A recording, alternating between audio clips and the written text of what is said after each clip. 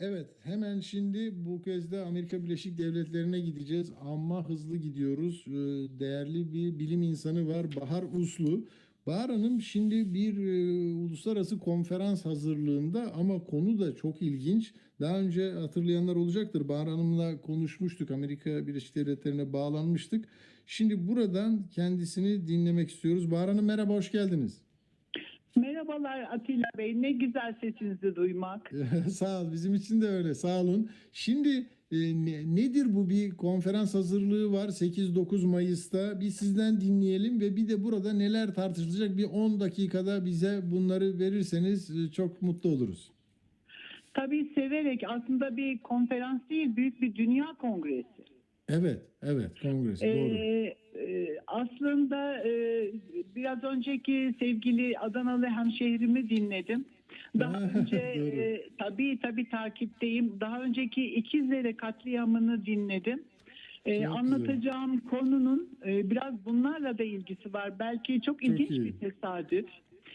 Aslında hep şikayet ettiğim bir şey. Daha doğrusu şikayet değil de belki Türk insanının pratik ve günlük yaşayan bir geleceği çok planlamayan bir karakteri olduğu için bundan kaynaklanan belki de bir sorun.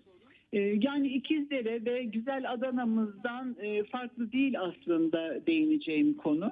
Şimdi elimizdeki güzellikleri fark etmemek, bunları çok kolay harcamak, harcanmasına izin vermek, hatta bunları harcayanlara durup seyretmek, durdurmamak, hep bildiğimiz, yaşadığımız şeyler, aynı şeylerdi aslında az önce bahsettiklerim. Fakat ben biraz da bir müjde gibi vereyim size. Çünkü bunlar hakikaten insanı, vatandaşı, ulusal kimliğe sahip, bilince sahip insanları üzen konular. Ve onlara nasıl bir çıkış yolu gösterebilir açısından da güzel bir örnek olacağını düşünüyorum hazırladığım Dünya Kongresi'ni. Şimdi elimizdeki kıymetlerden bir de Türkiye'deki geleneksel tıp eğitimi. Ve geleneksel yaşadığımız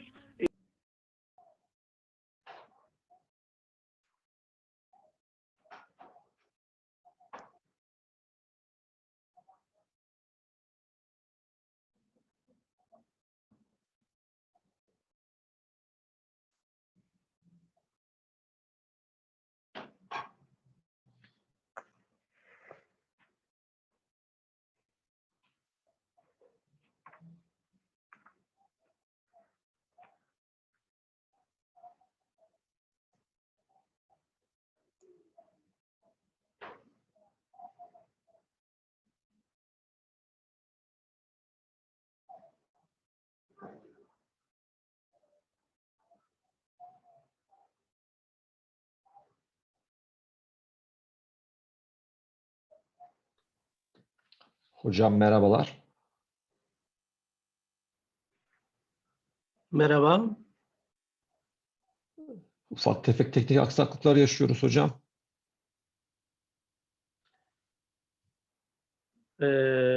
Kenan Bey bana mı hitap? Evet hocam, evet. Hem size hem de dinleyen herkese. Cenapçığım, nasılsınız? Merhaba, teşekkür ederim. Tebrik ediyorum. Ne kadar mutluluk. Çok güzel gidiyoruz. Ne mutluluk. Evet, Diyarbakır'a seni iyi gördük. sevgiler. Diyarbakır'dan selamlar, sevgiler. Anneler Günü kutlu olsun herkesin. Sağ Öyle diyelim. olun hepimizin. Oralardan Seni yetişiyorsunuz. görünce bayağı... Hem öğrencileri yetiştiriyorsunuz. Evet. Hem ebeveynleri bebek sahibi ediyorsunuz. Doğru. Hem bizleri destek veriyorsunuz. Çok mutluluk veriyorsunuz. Teşekkür ederim. Sağ ol. Senin de çalışmalarını izliyoruz Amerika'dan. Bizim gururumuzsun. Bizim branşla ilgili çok büyük çabalarım var. Geleceğin tıbbına, ondan sonra çok hizmetlerim var. Çok teşekkür ediyoruz sana bu hizmetlerinden dolayı. Hazırlamış olduğum bu kongreye katılmaktan büyük onur duyuyorum. Öncelikle onu söylemek istiyorum. Güzel sunumları izliyoruz 2 gündür. Çok güzel çalışmalar var. Umut var. Türkiye'de güzel şeyler olacak. Öyle görüyoruz. Evet. tabii Amerika'da olsan dahi bu işlerin içerisindesin ve mücadeleyi bırakmıyorsun. Teşekkür ediyoruz. Estağfurullah. Beni de moderatör olarak kabul ettiğin için teşekkür Estağfurullah. ederim. Bize yaptığınız çalışmalardan birazcık Diyarbakır'dan haberler verin. Çok güzel bir üniversitenin en güzel şehrinin en güzel hemşehrisi karşımızda. Buyurun. Teşekkür ediyorum. Sağ olun. Şimdi bizim üniversitede 70'li yıllarda kurulan Türkiye'nin ilk üniversitelerinden. Ama maalesef ulaşmak istediği yere henüz tam olarak ulaşamamış bir üniversite. Eğitim altyapısı, ondan sonra kadrosu yeterli. Ancak yeni inovasyonlara ulaşma noktasında biraz geride kaldık. Son dönemde de onu tamamlamaya çalışıyoruz hızlı bir şekilde. Yeni birimlerimiz devreye giriyor. Maalesef bu We're integrating new units into the system. We're all working as service hospitals when it comes to COVID-19, and our research centers are focusing mainly on COVID-19. This is the reason why the research is going slow, but research means, study means fund and money and the provision of all those as the economic conditions of our country improves, as Turkey becomes richer, and as the financial resources allocated to the universities go up. I think our efforts will go in number. We have an IV center in Dicle University where we've started working on that. Embryo and stem cell are the issues on which we're expecting new legislations to pass, and then we're going to establish a new stem cell laboratory. That's wonderful news. However, we're initiating a study at the level of cellular cultures for the time being, but as you mentioned, as histology departments, we're unfortunately being treated as children, because, you know, universities are seen as an umbrella organization, but histology is the main department. But unfortunately, nobody at the university level is dealing with getting to know the cellular structure and histology. But the revolving fund is receiving most of its contribution from embryology and histology, while the subject of our Congress is the future.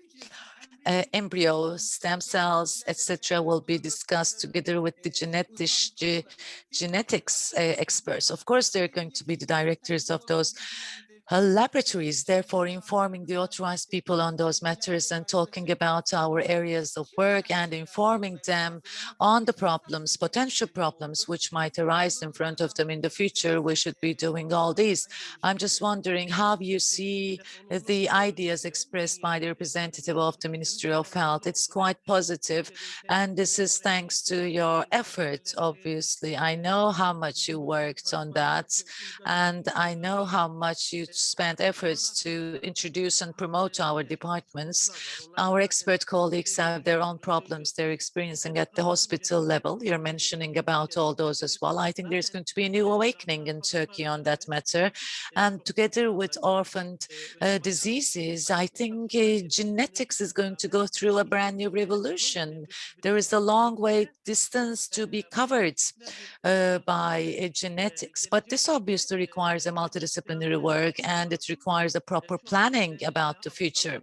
I can say that our residents, students and interns are showing great interest in the subject. Molecular biology is also very important for us. Histology and molecular biology could have been combined very well in the curriculum. I suppose histology, genetics, and molecular biology are the three pillars of our future. That's how I believe. You're right. In the meantime, ladies and gentlemen, we have Cenap Bey among us as one of the founding members of a very important society in the world, a society which has a very important leg, a pillar in the United States as well. Mr. Demir is also with us. Who are the presenters of this session, Mr. Demir? Can you please introduce them to us? We have Özlem Hanım with us. Great. Good afternoon, Madam Yilmaz. How are you? Bahar Hanım. I would like to send all the best to our beautiful Izmir. It's kind of windy in Izmir today, but it's still beautiful. It's a great honor to have you among us. Thank you very much for this successful organization, and it's a great pleasure for me to be among you today. Yes. Now I'd kindly ask you to introduce our speakers to us one by one, please. I'd like to hand over this responsibility to Özlem Hanım. I think Özlem Hanım is going to introduce the speakers much better to all of us. It's because you're a real gentleman, Cenab Bey. It's because you're a real gentleman. Today is Mother's Day, so we should be more gentle about our women. Yes, Özlem Hanım, thank you very much. Today our first speakers will be Professor Frederick McKinney from Edinburgh University School of Business Department. Excuse me. Fred, a few minutes ago, just sent us a message and said that he's having an internet problem, and he is going to record his presentation and send it to us soon. Maybe the next speaker can. Bahar, I can present if you can hear me. Hi, I just Okay. received your email. I think so. Yeah. You have some problem. Oh, please share your ideas. Well, thank you. I got help from my friend Sam, and so he gave me the information that helped me get in, so I can present live. Fred, let me Yes. introduce your titles, please. Please, Dr. Yilmaz, could you introduce Fred McKinney, please? He is a very close friend from my Quinnipiac University and Innovation Department, Chief of the Innovation Department. Yes. Well, welcome, Dr. McKinney. We will listen to him with his speech entitled Innovation Steps and Processes of Research and Diagnosis. It's your time. Thank you. Thank you, and I want to thank Bahar for inviting me to be with you today. And this was a little bit of anxiety with this international conference. I'm speaking to you from Connecticut. I'm not sure where Bahar is, if she's in Connecticut or Turkey or who knows where, but I'm here to talk about some work that I'm doing on campus at Quinnipiac University. My title is I am the People's United Center Director for Innovation and Entrepreneurship and the Carl Highsmith Chair for Innovation and Entrepreneurship. But I'm going to let you guys on a little secret. I am retiring at the end of August to pursue some other interests and also to take a little time to spend more time with family. But I did want to share with you some work that I've done at Quinnipiac that might be helpful in terms of the role that innovation centers play in a university setting. And so I'm going to share my screen if I can. And yes, of course. okay, so let's go to. So this is actually, can you see the screen? Yeah. Okay. So this is a version, edited version of a presentation that I made to the president of Quinnipiac University and the Board of Trustees. And so this has been updated for this conference. And I don't want to read this whole paragraph here, but essentially the state of Connecticut, the government in the state of Connecticut realized that Connecticut, like many states around the country, were experiencing a slowdown and actually a loss of jobs and a loss of business. And in Connecticut, healthcare is one of the major industries in the state. So healthcare and education, eds and meds as they're called in the United States, are big areas of employment, growth, and economic dynamism. And so we were seeing in Connecticut a slowdown. We're losing population, we're losing business, and there are just not enough big businesses to make up the difference. And so this paragraph here talks about the role of innovation, and specifically the role that higher education plays in the innovation ecostructure. And so this was essentially my purpose in talking to the Board of Trustees at Quinnipiac. But again, I'm presenting this because this might be of help to you in the universities where you're working. And I see this as, again, this was based on some research that I had done about innovation centers and incubators within academic environments. And so this was new. The center that I run is new. It's not even 6 years old. But we needed to educate the Board of Trustees on why we needed to fund a center, and not only fund the center, but a major component of the center is funding the activities of the center to support the entrepreneurs so that they have some early funding to support their activities. Two, to describe the benefits that are offered to Quinnipiac entrepreneurs, students, faculty, staff, and the Connecticut community of a Quinnipiac supported fund. And three, to provide the board with our best estimate of what will be needed to operate the initial stages of a fund and incubator. And four, to reach out to other sources of funding to support, including alumni, angel investors, foundations, public sector support, and others.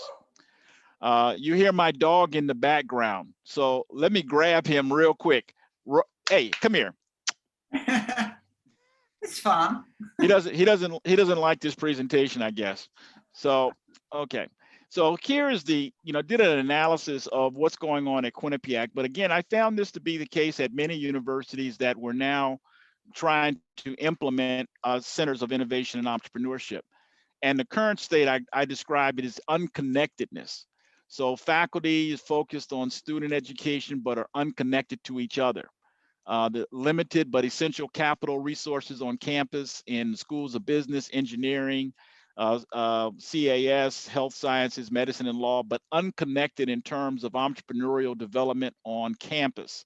For example, the School of Engineering has 3D printers, laser cutters, wood, metal fabrication equipment, but access is limited because of human resource constraints. So there was nobody at the School of Engineering that was supervising the technology that entrepreneurs and innovators use to make stuff, who were there after 5 o'clock in the evening. And as you know, innovators, they don't work 9 to 5. They are more likely to be working 5 to 4 a.m. in the morning, and nobody was there to support them.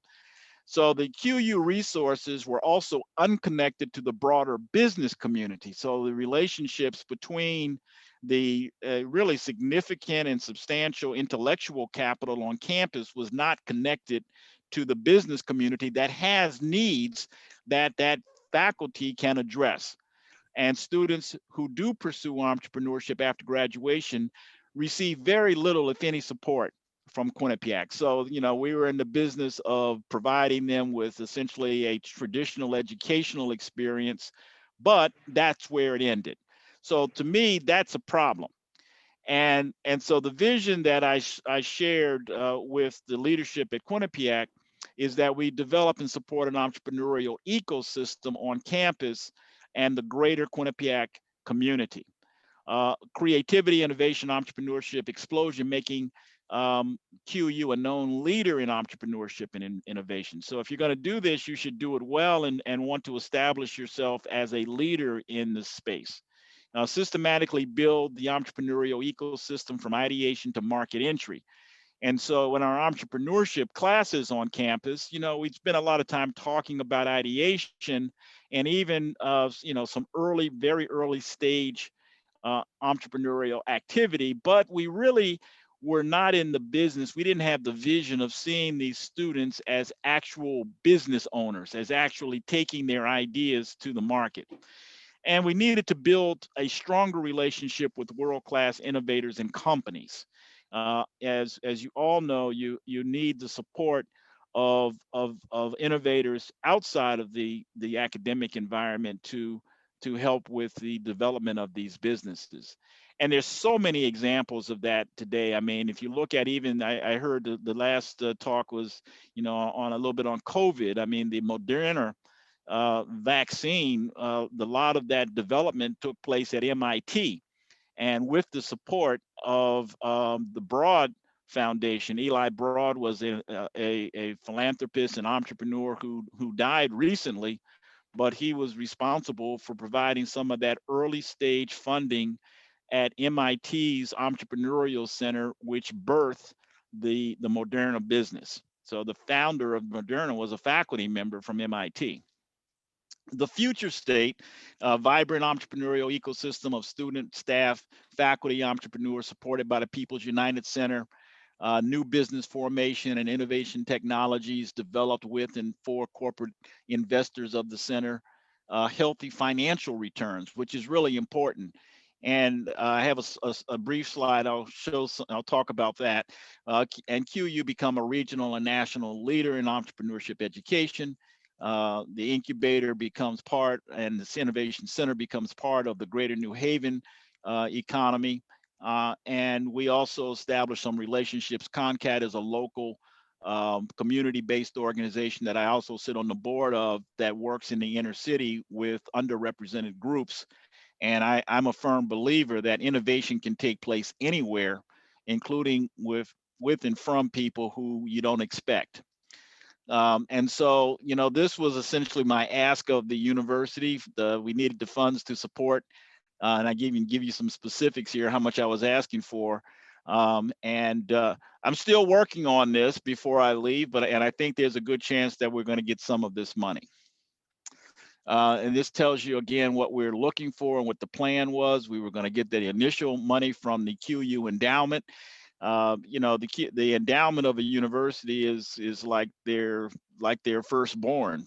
They're very reluctant to part with it, and very, you know, they take calculated risk, and this would be a calculated risk. I don't want to go too much into how the fund works, but essentially we're not looking for a gift. We're looking for an investment. Again, this talks about the incubator, but I wanted to get to this slide, examples of entrepreneurial businesses from universities. All of these businesses that you may be familiar with, you know, major businesses in the United States and globally, you know, have a university birthing. And so, I mean, I think the story of Google is particularly interesting because of their relationship with Stanford University and how the founders were graduate students when they were working on Google. And they, you know, it's a great story how in the early days when they were graduate students, these students, the founders, were using over 60% of Stanford's computing tech capability at a time that they were developing the business. And so they got into trouble with the administration because they were wondering why was it going so slow, and just because these entrepreneurs were doing it.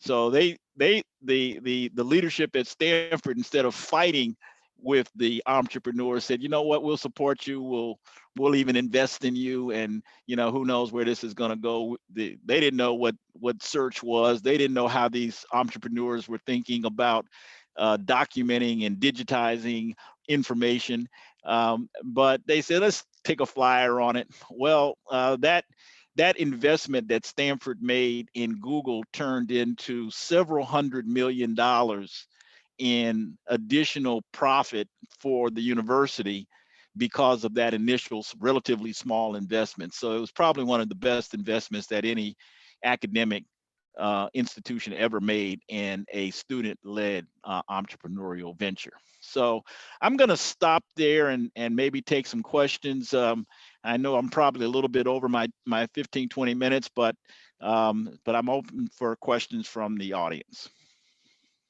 Oh, thank you, Fred. I love that presentation. Thank you so much. So I know the Quinnipiac University very lucky because you established this innovation center and to help the medical students and all the other faculties.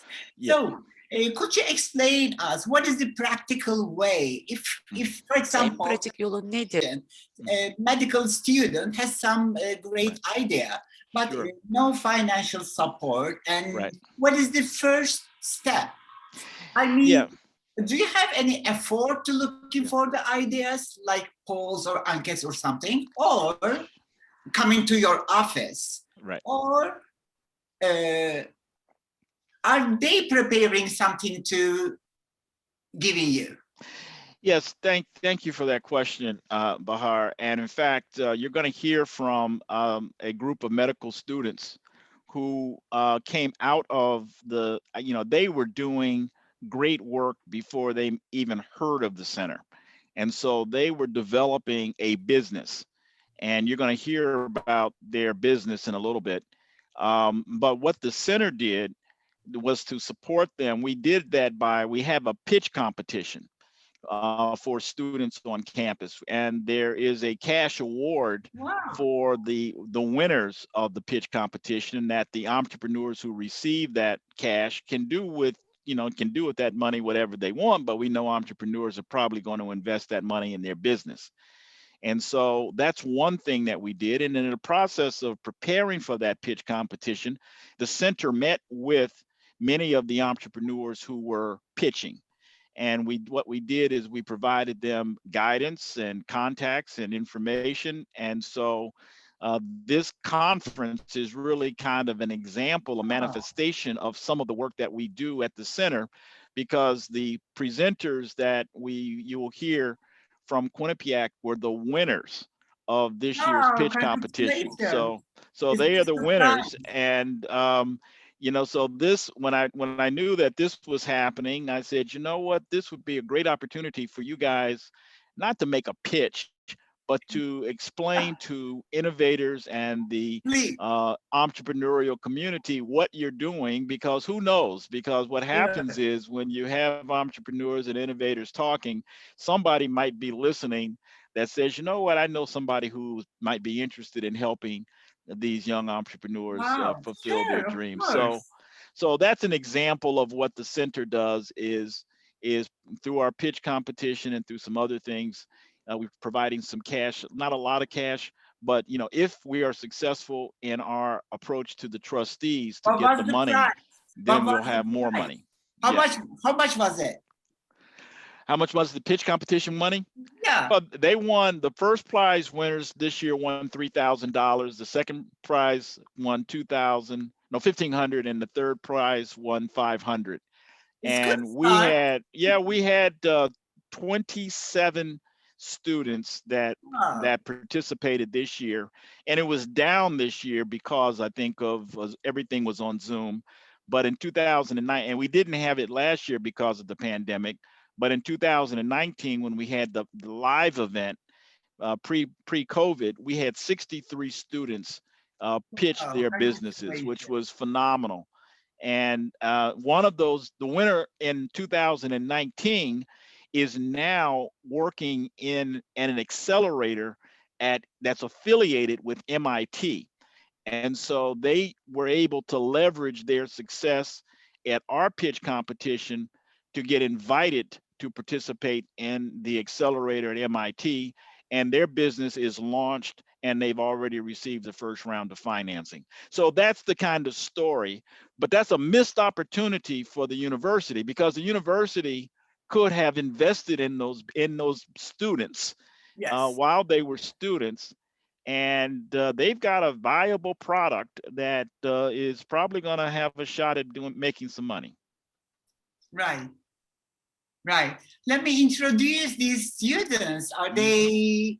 I think they're here. I see Sam and Sarah. Alec, Miguel, Samuel, right? Yep. Oh, and so pronunciation Abhinav, I guess, right? Hi, Sam. Hi, Sarah. How are you? Hi, guys. Congratulations. Thank you. It's a pleasure to be here. Oh, you have big cash, huh? We got Doc McKinney. Could you share, Sam, how did you decide to get some entrepreneurship and prepare some project to this competition? Yeah, it was just an idea with some of my best friends, and actually they will be presenting. So I will introduce them all to you because I'm in the car. And so we have Miguel Arasa, Alec Worthman, Sarah Timlich. Yeah. We have Abi Balu. So you are all team, right? Team members. Yes, we're all team members. Yeah, and so we're all medical students. Greg, one of our in the company, is an orthopedic surgery resident. He's currently operating, so he's not here at the moment. But so we all came together. We all have different skills. We have videography, animation, illustrations, web development. So we all came together to create this idea to help improve care of musculoskeletal patients with musculoskeletal issues. It is great. It is great. Miguel, could you explain what was the project? Excuse me, may I interrupt, Bahar? Sure. This is we have to keep on time. This is for Dr. Enes now. He has to talk. We may continue after Dr. Enes's talk if it is possible. Of course, just a couple of minutes.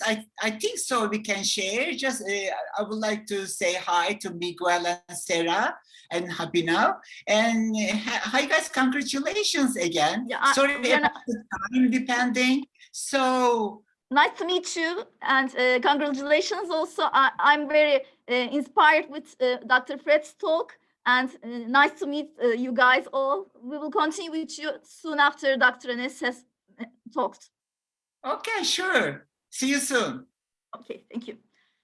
And we will go on with Dr. Enes Emre Başar from Anadolu University, and his speech is about international scientific collaborative activities, barriers and opportunities.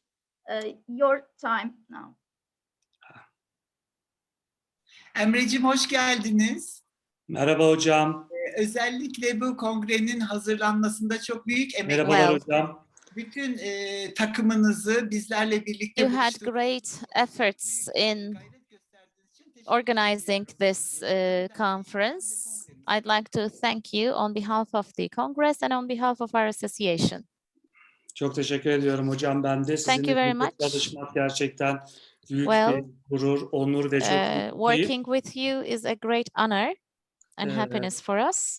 Buradaki diğer konuşmacılarımıza ve moderatörlerimize de merhabalar. Hello everyone. I'd like to greet all the participants and moderators. And also I'd like to congratulate the students of Fred. Çok ilgimi çekti ve merakla It was very interesting for me, and I would love to hear about their projects. So if you allow me, müsaadenizle sunumuma başlamak istiyorum. I will start my presentation. Hello everyone, this is Enes Emre Başar from Anadolu University, Turkey. I am an academician in business administration, and that's why I'm really excited to give a presentation at the World Medical Congress. First of all, I'd like to express my appreciation to respectful chairs of the Congress, Professor Bahar Uslu and Associate Professor Ahmet Şen, who gave me the opportunity to give a presentation for such a distinguished audience.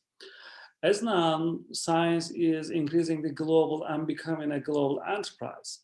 Cross-border flows of knowledge are increasingly common and frequent. The percentage of internationally co-authored science publication rose from 16.7% to 21.7% in the period 2010-2012. Current scientific research is entering an era of international collaboration, which is becoming the key force in leading-edge scientific discovery and producing a large number of high-quality research results. At the same time, the rise of the research network is changing the global balance of science and reshaping the global scientific landscape. So what I'm going to try to explain in this presentation are threefold. First, I'll describe the conceptual frameworks of the globalization of science and international scientific collaboration. Second, I'll address international scientific collaborative activities and barriers to them in some societies. And third, I'll suggest policy change associated with government funding, which can alleviate some of the barriers associated with international collaboration.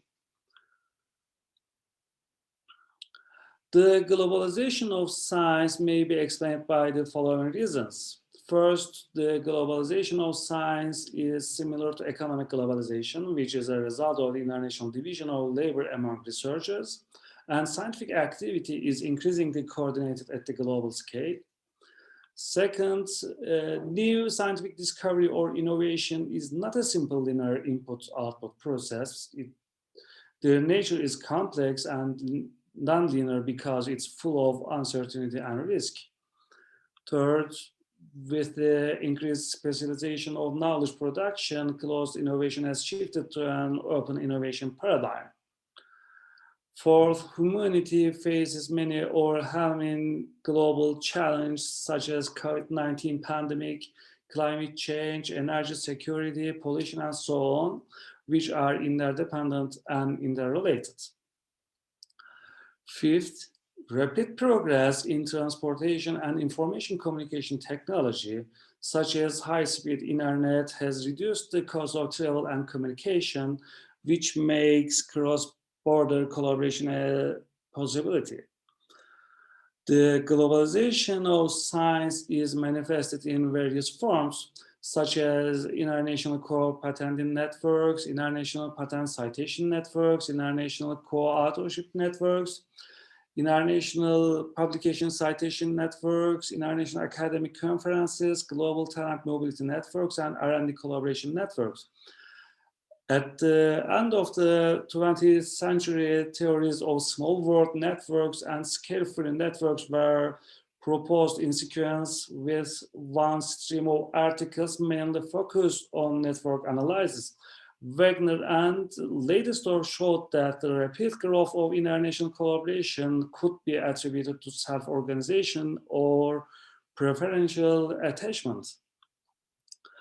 The geography of international scientific collaboration is highly concentrated, and the whole network is dominated by certain European nations, China and the United States. The rise of emerging scientific nations is breaking the global balance of science.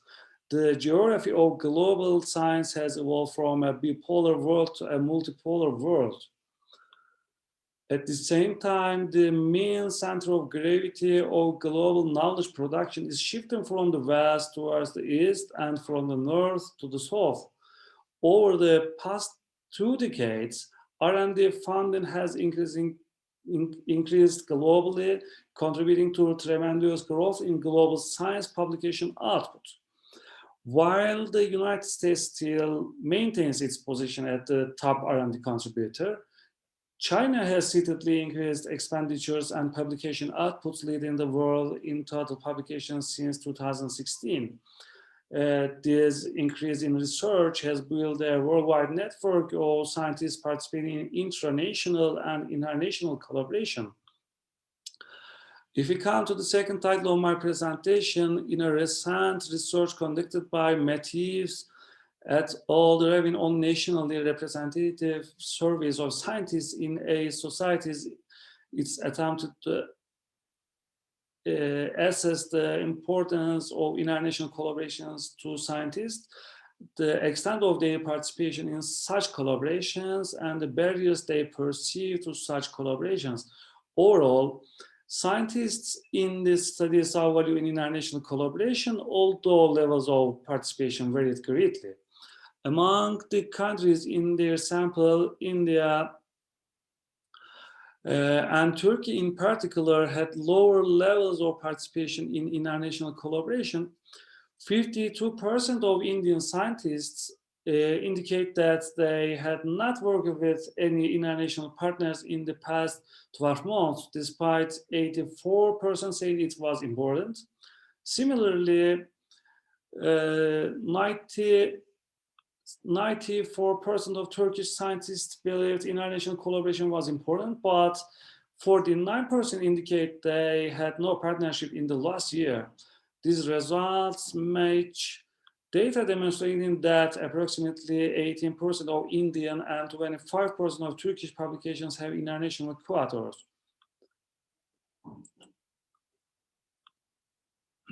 All the societies surveyed, Turkey and India have less developed science infrastructures, which likely limits their ability to engage in international collaborations. Both countries have lower research intensity, defined as the percentage of gross R&D expenditure per gross domestic product, which is 0.62% for India and 0.96% for Turkey. These rates are lower than the other societies surveyed. Furthermore, India and Turkey represent a lower portion of the top 10% cited publications than the other societies, despite the fact that India ranks third in the world in terms of the number of publications, behind only China and the United States. The gap between Turkish scientists' research preference and their actual practice underscores the need to better understand obstacles to international collaboration in developing economies with limited R&D resource. Turkish scientists describe barriers in which they specifically mention issues such as onerous paperwork, bureaucratic delays or denials, and a lack of institutional support for international collaboration. Also of concern are the accounts of national, racial, and ethnic biases experienced by Turkish scientists. They think that their work is perceived as lesser quality than that of scientists from the United States and Europe. This in turn affects their ability to publish as well as to be invited to present at conferences, which is one of the key ways to meet collaborators. Funding for research can be obtained from governments, intergovernmental groups such as the United Nations, non-governmental organizations, or philanthropic groups. These entities, however, have their own priorities and missions, with international collaboration often only a small portion of their overall budget. Funding obstacles scientists face include lack of funding programs for international collaboration, no funding for travel associated with collaborations, and grants limiting money to only one country in the collaboration. Collaborations across borders requires higher costs than similar work over shorter distance. When multiple parties participate in research, it often requires travel to validate and share data and techniques, as well as having access in both locations to the same materials and equipment. The current system often requires each collaborator to find funding independently instead of working together on one large grant. Policy changes associated with government funding can alleviate some of the barriers associated with international collaboration. Existing funding source could be modified to allow shared resources across countries or new sources developed between nations to fund international collaborations. This would provide infrastructure for collaborative international projects, including staffing, equipment, and travel funding. For example, research in the European Scientific Collaboration Project was created to encourage members from different countries to collaborate. The funding resulted in new partnerships in addition to rewarding existing collaboration. Only other policy adjustments could help promote international collaborations. To alleviate the burden of travel logistics, governments can fast-track visa applications for scientists for education, science conferences, and research collaborations, just as many countries do with entrepreneurs providing investment capital. Additionally, the new movement to require publications to be an open access would have provided access to all scientists without having to pay for journal subscription charges. Government policies promoting open access allow the dissemination of research more broadly, and funding to shift away from journal fees and toward other expenses. Furthermore, scientific associations or organizations would play a more enhanced role in developing and promoting international collaborations. Scientific conferences are an important part of communicating science as well as engaging with colleagues. They offer an opportunity for researchers from different parts of the world to engage with each other and potentially collaborate in the future. Scientific organization could promote international collaborations through prioritizing speaker, invitees, and travel awards to resource poor countries, as well as scheduling sessions to include geographic diversity. Please accept my apology for a little bit exceed my time, and so many thanks for your attending.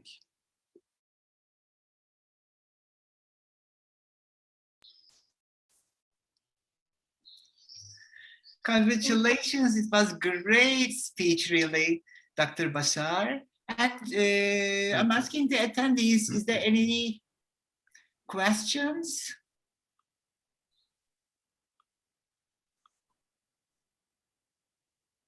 I have a questions from Diyarbakır. Sure. It was excellent presentation. Thank you very much. We have a lot of problems at Turkey about searching.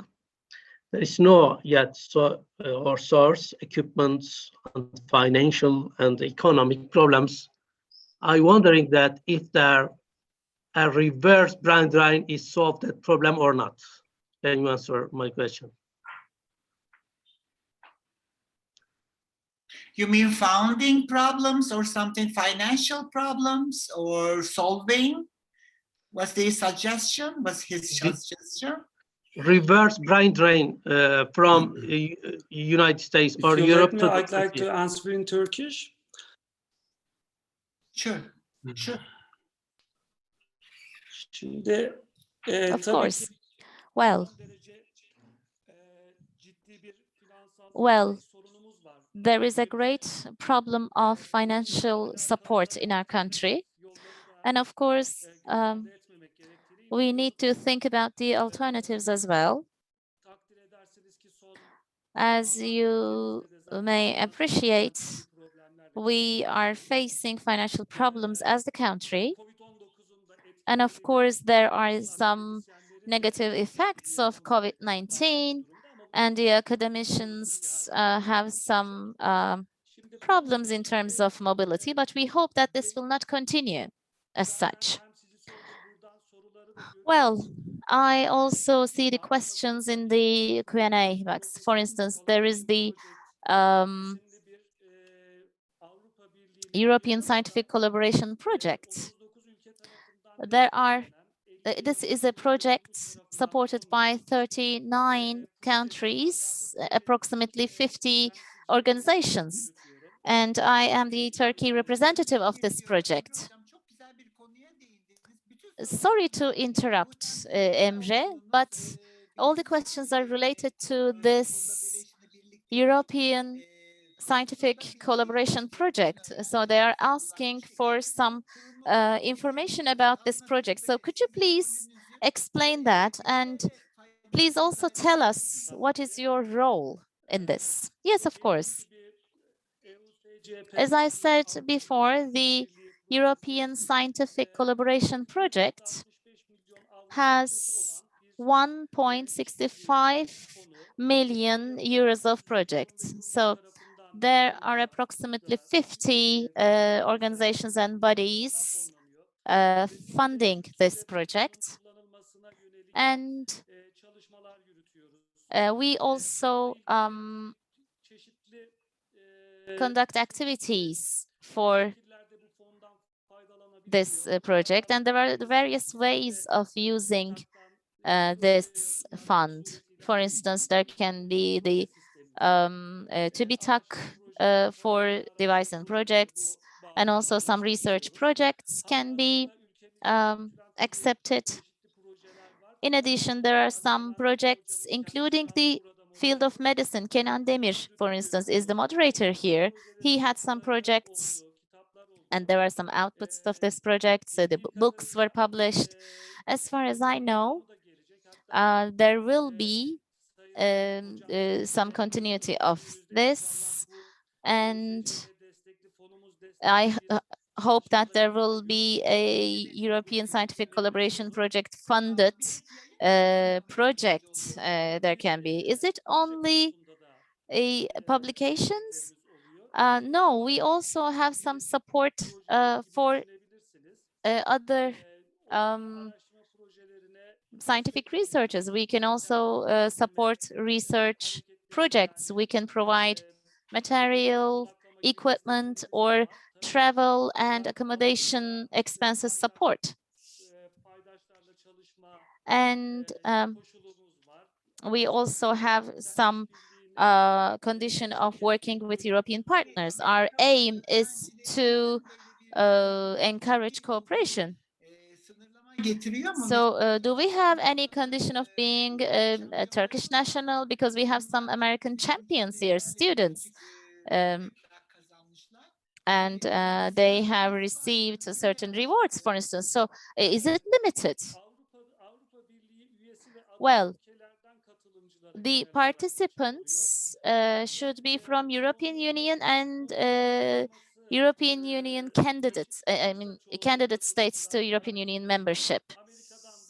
But this is only a preference. I mean, if we can have some spare resources, we also may invite participants from United States.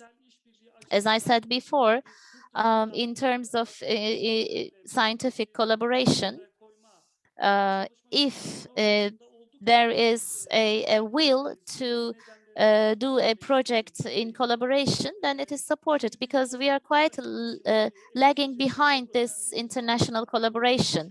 We believe that this project has a key role. We need to make use of this.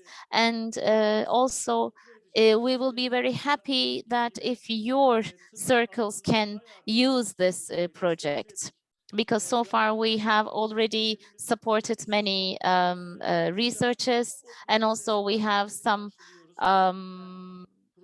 support for the publications, and it's approximately 16,500 euros per research.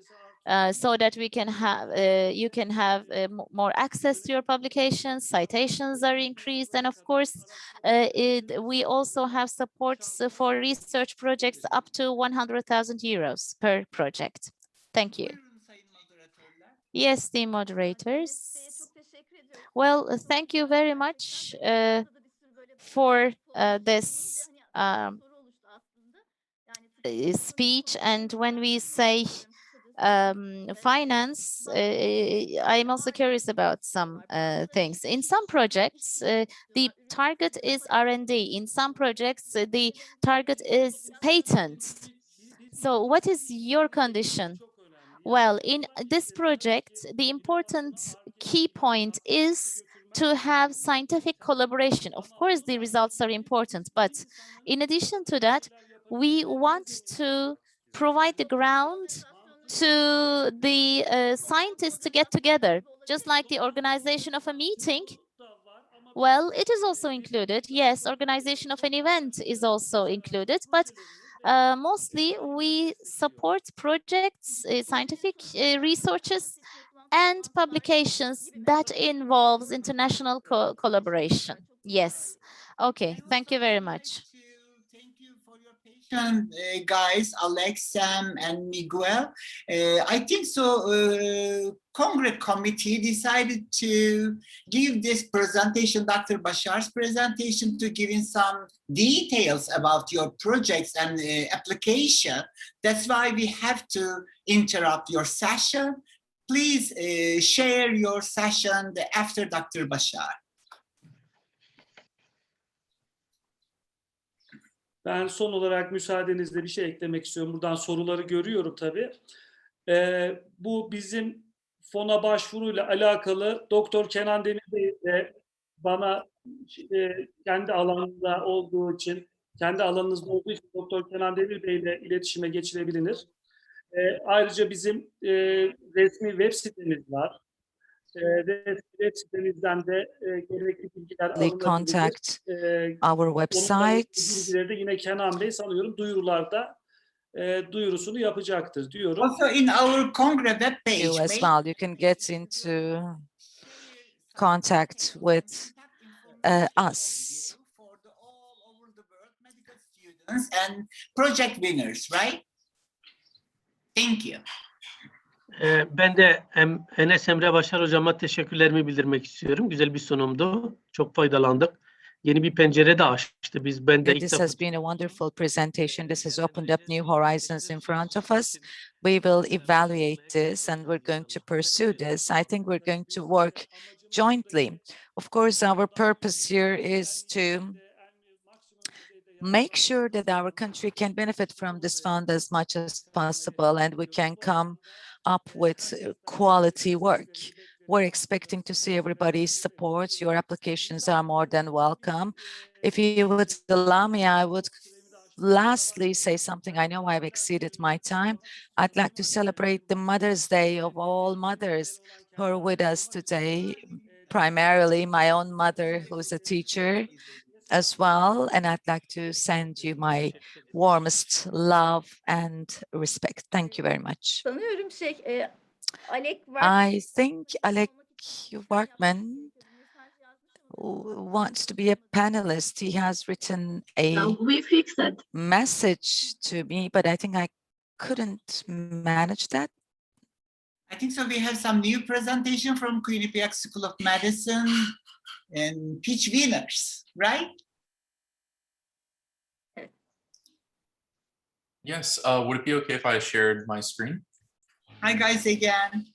Hello. Sorry for interruption. Yes, please. We are waiting for you now. Okay, fantastic.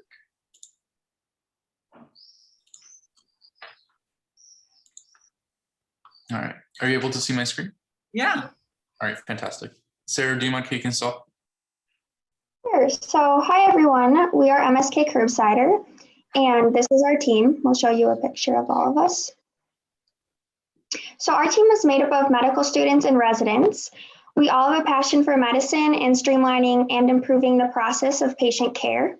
We all bring a different set of skills to our team, whether that be coding, video editing, musculoskeletal management, or medical illustrations. So I'm Sarah in the upper left, and I am a third-year medical student in Wisconsin. My name is Alec. I am in that top middle picture, and I'm also a third-year medical student at the Medical College of Wisconsin. And my name is Miguel Rossa. I'm a fourth-year medical student at the Frank H. Snyder School of Medicine at Quinnipiac University. I'm one of the founding members of MSK Curbsider, and I've been working on app development. My name is Abhi. I'm a student at Duke University, and I work with the videography team for MSK Curbsider. Great. So we're just going to start off with a little story. So you're in the car with your family on the way to the emergency room.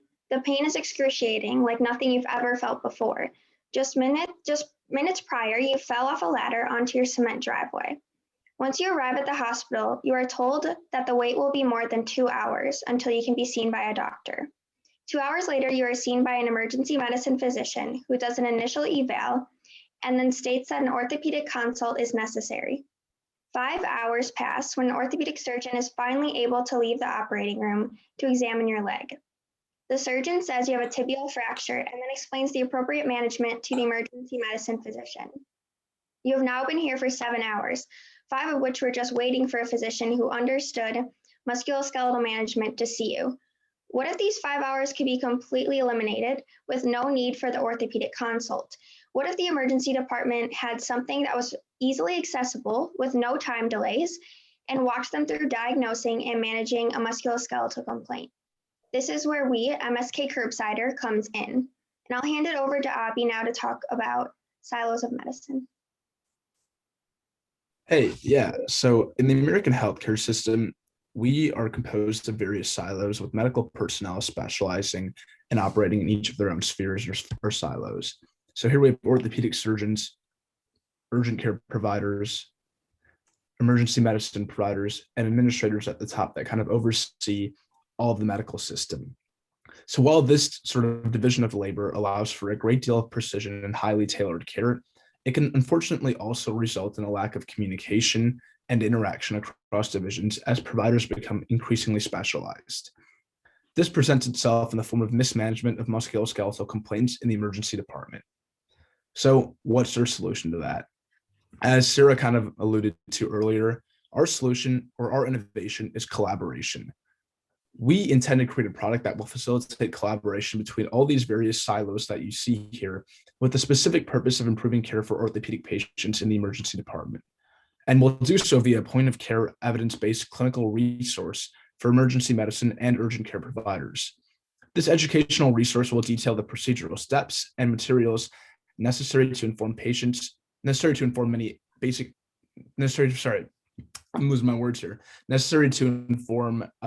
emergency medicine residents and doctors how to perform many basic orthopedic procedures. So if we're given it a 10,000-foot view, what we can see here is that our project essentially puts the knowledge of an orthopedic surgeon into the hands of emergency medicine providers to allow them to diagnose and increase the management more accurately of musculoskeletal complaints. And if you look at our name, MSK Curbsiders, essentially what that is in America, a curbsider is someone that kind of steps over to the side of the road and helps out another person. We intend to apply this sort of curbside approach in medicine for musculoskeletal complaints by having emergency medicine doctors and orthopedic surgeons work side by side to kind of informally, in a curbside manner, diagnose and improve the management of musculoskeletal complaints. So now I'll hand it over to Alec to talk a little bit more. Thanks, Abi. Now, the purpose of emergency departments, urgent care centers, or whatever primary point of access to the medical system is to deal with sudden, often undifferentiated medical conditions that are time sensitive. So the success of these medical centers comes down to time and throughput, that is, efficiently caring for patients to best meet the demand of emergent medical cases. One of the most effective means of doing this is through standardization and checklists, which I will talk about in just a moment. And not only will this allow for better throughput of patients, it will also reduce the cost of care for that center. Now, here we have a quote that addresses this problem in the USA's healthcare system. America's emergency rooms are in crisis. Crowding, delays, and diversions have increased to epidemic proportions. At first, this might sound like it comes from an alarmist opinion piece or something like that, but it actually comes from a well-respected piece of literature about the American emergency system. Crowding is the problem we're currently dealing with. We need to triage and care for patients more quickly, but without sacrificing quality of care. One of the ways our application will facilitate this is through the use of standardization and checklists. Atul Gawande, a best-selling author of medical nonfiction, talks about this idea in one of his books. Many organizations use these principles to limit sentinel events and prevent errors. We call these HROs, or high reliability organizations. Things such as air traffic control, aircraft carriers, and nuclear power plants have strict procedural guidelines that help them operate efficiently and with minimal adverse events. One example of how we translate this to medical care is in fracture care. Many casts are going to be applied by medical students, residents, and others, often with limited experience in doing so. Our application provides everything needed to perform these procedures, such as a list of items to bring with you to the patient's room, step-by-step instructions, and mistakes to avoid when administering care. Additionally, we're developing a library of quick reference videos that showcase these techniques to provide further guidance on a moment's notice. Adverse medical events are an unfortunate reality in our system, and musculoskeletal complaints are no exception. In fact, they make up a surprisingly large fraction of adverse medical events in care. Here's an example that you can see of a typical incident caused by the mismanagement of a fracture. The person who applied the cast to this patient's leg neglected to put on the preliminary wrap before the plaster, which resulted in second-degree burns from the plaster heating as it dried directly on the skin. This sort of incident is entirely preventable with our application, whether it's an attending physician, a resident, or a medical student. And now I'm going to hand it over to Miguel to wrap up our presentation. Okay, thank you, Alec. So to provide a bit of overview, each year there are over 200 million emergency room and urgent care visits with a musculoskeletal chief complaint. A study analyzing the cost of care in medicine found musculoskeletal complaints to be the most expensive cost category. In the United States, there are 232,000 physicians who manage these complaints, with only 8% being orthopedic surgeons. As such, non-orthopedic doctors take care of the vast majority of patients with musculoskeletal problems. However, less than 3% of the medical school curriculum is dedicated to treating these conditions. As a result, The medical literature has shown time and time again that non-orthopedic providers are inadequately trained in musculoskeletal medicine, leading to misdiagnosis and mismanagement. Our solution is a web-based point-of-care platform designed to improve medical decision-making in real time. It can be used on any device with internet access and offers clinical decision-making tools, critical billing information, and integrated video-based tutorials. MSK Curbsider can improve clinical care as a whole while saving doctors valuable time. It will also increase the accuracy of procedural billing, all of which provide a higher revenue to the hospital. So we see MSK Curbsider as an opportunity to apply the mentorship model of learning in medicine through an online platform. This real-time decision-making tool will help with questions like, what pertinent history questions do I need to ask? What are the key exam findings I should be looking for? What should I be worried about? How do I read this X-ray? Will I need to order advanced imaging? What are my next steps? What will I need to do it? Do I need to consult an expert? And how can I best present this patient? So I'd like to give a quick overview of the stage of our product of development. The first stage was identifying and understanding the flaws in musculoskeletal care and how we could best address this problem. The second stage involved market research on other point-of-care tools that exist to inform the design of our product. We're currently in the third stage of development, building a prototype platform with our team of medical students, orthopedic surgery residents, emergency medicine residents, web designers, illustrators, and billers. The fourth stage is piloting our product. Duke's Division of Emergency Medicine has already agreed to pilot our platform in a quality improvement study later this year. We hope to show improved patient outcomes, and we plan to get iterative feedback throughout this process. The final stage is product launch, along with marketing to other emergency rooms and urgent care centers to continually expand our platform. So before we wrap up our presentation, we'd like to show a quick demo video. So we've made great strides since making this video with our early prototype, but the key features of the app remain the same. This is MSK Curbsider, a stepwise tool for management of musculoskeletal complaints. It was designed by orthopedic surgeons and emergency physicians for trainees and providers on the front line. With this, doctors can harness the knowledge of their specialist peers with the push of a button. It works by guiding providers through common complaints with best practices from the literature. And unlike textbooks, it provides ease of navigation for use in real-time care. So let's consider a hip fracture, a common orthopedic consult of the lower extremity. Doctors will be guided through a pertinent history, physical exam, relevant imaging, and plan based on best practices. Links to more detailed explanations of radiographic interpretation and fracture classification are integrated. For complaints with necessary procedures, like splinting, casting, and aspirations, complaint-specific procedural videos are integrated into the plan. Hi, this start either distal or proximal. I go over the lateral so you can tuck in after, which will show you. With animations and high-yield illustrations for reinforcement. For convenience, materials necessary for common procedures are also included. By using adaptive learning modalities like spaced repetition, doctors and trainees will be able to continually assess proficiency and revisit challenging concepts.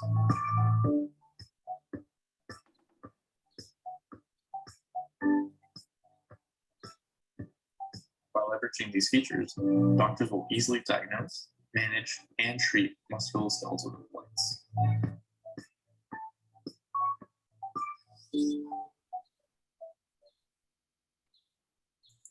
Okay, thank you very much. That wraps up our presentation. Thank you all so much for your time, and we'd love to answer any questions you guys might have.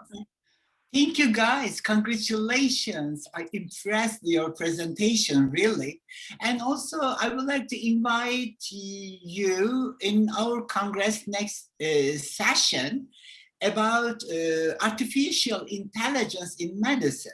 and you will get some opportunity to get some collaboration, maybe European, Turkish artificial intelligence experts. So we will share our contact information in our main webpage, Congress webpage. And I think so you have the link, the Zoom link. You can use the same link to watch the next 2 sessions about artificial intelligence. And thank you so much. I think so you have nice solution for American healthcare system. And also the other countries has some problem with the same problems. They can use your application, right? I mean, who has the right of the patent and some right to sign with the collaboration to others? Do you have the same rights in terms of the patent, or? So our plan was to not sell the platform to individual providers, but rather to the hospitals themselves. So the hospital would purchase a subscription for all their employees, and then everyone would have access to it. So we certainly don't plan on limiting our platform to just the United States. If it could be used overseas and it's not legally a problem, like any kind of hurdle for us, then we would be more than happy to offer it overseas, absolutely. Oh, okay, thank you. Thank you so much. And thank you. Bye-bye. Take care. Oturumuzu herhalde şimdi kapatıyoruz biz de süremizi tamamladığımız için. So we might declare our session closed because we ran out of time. Zeynep Hanım, Cenap Bey, would you like to say something? I would like to thank our friends for this last presentation. It was about... Diyoruz. Özlem Hocam, bugün ağırlık sizdeydi. Teşekkür ediyorum. Biz sadece sizi izlemekle yetindik. Bahar Hocam, teşekkür ediyorum bu güzel bir konu için. Couldn't help you enough, but thank you very much. Bahar Hanım, thank you. All the participants, all team members, thank you very much for your participation and attention.